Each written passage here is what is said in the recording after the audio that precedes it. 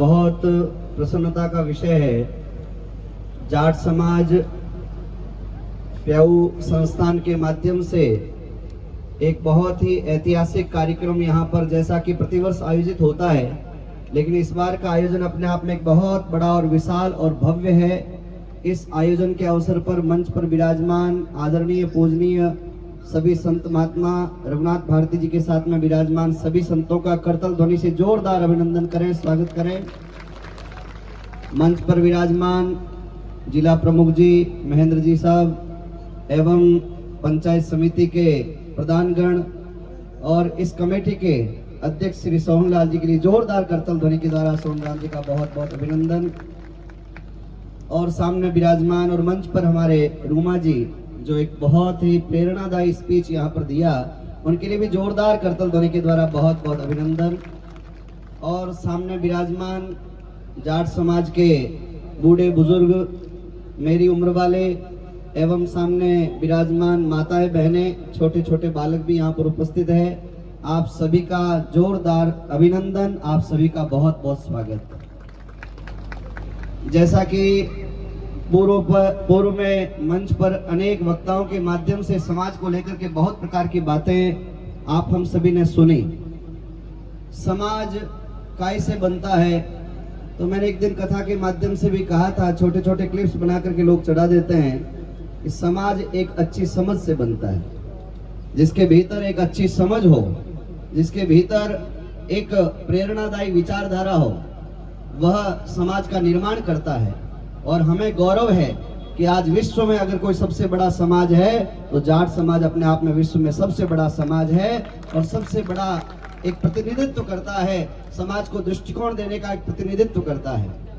आज इस मंच को ही देख लीजिए आप, इस मंच पर अगर हम विचार करें, देखें, अगर हम ध्यान देवें तो ये मंच हमें कई प्रकार की बातें बता देता है कि ये समाज क्या क्या प्रदान नहीं करता।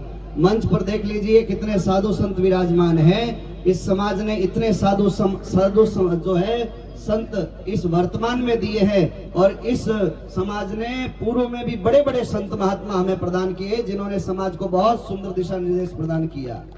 इस समाज से वीर हुए, इस समाज से देशभक्त हुए, जिनके प्रतीक हम जगह जगह पर देखते हैं। जैसा कि आज कोई गांव ऐसा शेष नहीं रहा जहां पर वीर तेजा जी की प्रतिमा न लगी हो।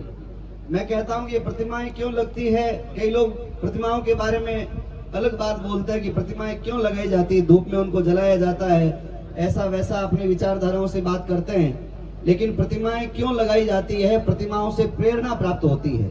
नई पीढ़ी जब वो प्रतिमाएं देखती है, अपने पिताश्री से, अपने परिवारजनों से पूछती है वो पीढ़ी, ये किन की प्रतिमा है, ये कौन बैठे हैं, ये प्रतिमा के ऊपर ये भाला लेकर के और ये नाग देवता जाकर के क्या कर रहे हैं। तो छोटे बच्चे जब ऐसी बात अपने माता पिता से पूछते हैं तो माता पिता उनको पूरी तेजा जी की कहानी सुनाते हैं, तेजा जी के वीर गाथा सुनाते हैं। तेजा जी केवल वीर नहीं हुए, वो सत्यवादी भी हुए और एक सर्प को, एक लाचा गुजरी को जिन्होंने वचन दिया और उस वचन के लिए उन्होंने प्राणों का उत्सर्ग कर दिया, प्राणों का त्याग कर दिया। उनकी मूर्तियां लगना उनकी प्रेरणा प्राप्त करने का कार्य बनता है। ऐसे ही यहाँ पर जो भी बात बता रहे थे, लगभग 2012 को एक संत महात्मा परमधाम पधारे श्री चूनाराम जी, आप भी अपने आप में एक प्रेरणादायी महापुरुष। अरे जिनके पीछे बरसी का आयोजन होता हो, जिनके पीछे हजारों भक्त उपस्थित होकर के समाज के लिए एक अच्छे संकल्प लेता हो, मैं तो कहता हूँ उस साधु की बहुत बड़ी तपस्या रही है, उस साधु की बहुत बड़ी साधना रही है, उसके परिणाम से यहाँ पर ये कार्य हो रहा है। आवश्यकता हमारी आज के समय में क्या है? आज के समय में हमारी आवश्यकता है कि हमें अपने इस समाज को, जिस कारण से शायद इस समाज में कोई भूल, कोई कमजोरी हम अपने घर में देख लें। सबसे पहले हमें समाज सुदृढ़ करना हो तो कृपया हमें शुरुआत अपने से करनी पड़ेगी, घर नहीं स्वयं से शुरुआत करनी पड़ेगी। जब हम अपने स्वयं से शुरुआत करेंगे, हमारे अंदर कोई दोष है, हमारे अंदर कोई आहार का दोष है, हमारे अंदर किसी प्रकार के व्यवहार का दोष है, तो सबसे पहले हमें अपना सुधार करना पड़ेगा। और जो व्यक्ति अपना सुधार कर लेगा, अपने घर का सुधार कर लेगा, वह जाकर के समाज का भी सुधार करने का बहुत बड़ा बीड़ा अपने हाथ में उठा सकता है। सबसे पहले शुरुआत हमें अपनी करनी पड़ेगी। कितनी प्रेरणाएं हैं, कितनी प्रतिभाएं हैं। देखो वर्तमान में मुझे बड़ा कहते हुए गर्व महसूस हो रहा है कि आज भारत में कितनी जो है न्यायपालिकाओं में स्टेट लेवल की, और ये जो अपने न्यायपालिकाओं में सबसे बड़ा स्थान जैसा कि हमारे जोधपुर हाई कोर्ट है, हमारे इस समाज से अभी थोड़े ही दिनों पहले इस जाट समाज से एक सज्जन बहुत बड़े पद पर, न्याय और जुडिशरी पद पर उन्होंने पद हासिल किया और हाई कोर्ट के जज के रूप में उन्होंने स्थान ग्रहण किया। कितनी बड़ी प्रेरणादायी बात है। हमारे समाज से पढ़ा हुआ एक सामान्य परिवार से पढ़ा हुआ बालक, हमारे समाज से एक न पढ़ी हुई बालिका जिन्होंने कोई अध्ययन नहीं किया, ये प्रेरणा हमारे मंच पर हमें मिल रही है। जैसा कि अभी पूर्व में वक्ता जी ने कहा था कि हार्वर्ड यूनिवर्सिटी, शायद हमने यूट्यूब पर नाम सुना होगा, लेकिन हम कल्पना कर सकते हैं क्या कि एक 8वीं पढ़ाई की हुई बालिका जो अपने हुनर के माध्यम से और अपने मन में दृढ़ इच्छा शक्ति के माध्यम से एक ऐसा कार्य कर गुजरे कि वह विश्व की सबसे बड़ी यूनिवर्सिटी में जाकर के और अपनी जो है बात वहां प्रमुखता से रख सके, यह बात हमारे लिए प्रेरणादायी बात है। शिक्षा प्राप्त करनी चाहिए। आज कम शिक्षा प्राप्त की हुई एक बहन, एक हमारी साथी जाकर के और शिक्षाविदों के बीच में जाकर के बात रखे, तब हमें गर्व महसूस होता है कि ये कोई न कोई संस्कार है और ये भीतर में उठा हुआ कोई न कोई ऐसा कारण है जिस कारण से उनको प्रेरणा मिली है। कोई न कोई ऐसी जिंदगी में कोई न कोई ऐसी घड़ी आई, कोई न कोई ऐसा पल आया जिस समय मन में भाव जागृत हुआ कि मुझे ऐसा कार्य समाज को करके दिखाना है। मुझे केवल जाट समाज नहीं, समूचे मानव समाज को ये करके दिखाना है कि अगर व्यक्ति मन में कुछ ठान लेवे तो वह कोई भी कार्य उसके लिए असंभव नहीं है। मन में इच्छा शक्ति होनी चाहिए, मन में दृढ़ इच्छा शक्ति होनी चाहिए।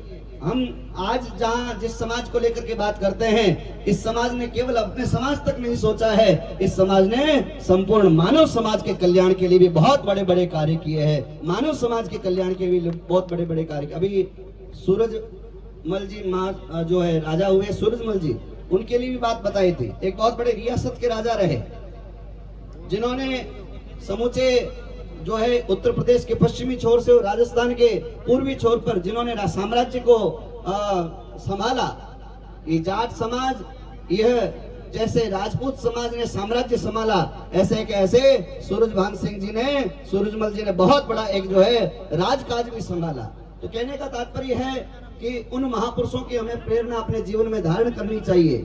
आज के समय में जैसा कि अभी मैंने सुना मंच पर कि बहुत दिनों से जगह जगह पर संकल्प लिया जा रहा है कि नशे प्रवृत्ति से छूटना, और हमारा तो रामश्री संप्रदाय है और हमें दीक्षा रामश्री संप्रदाय से प्राप्त हुई।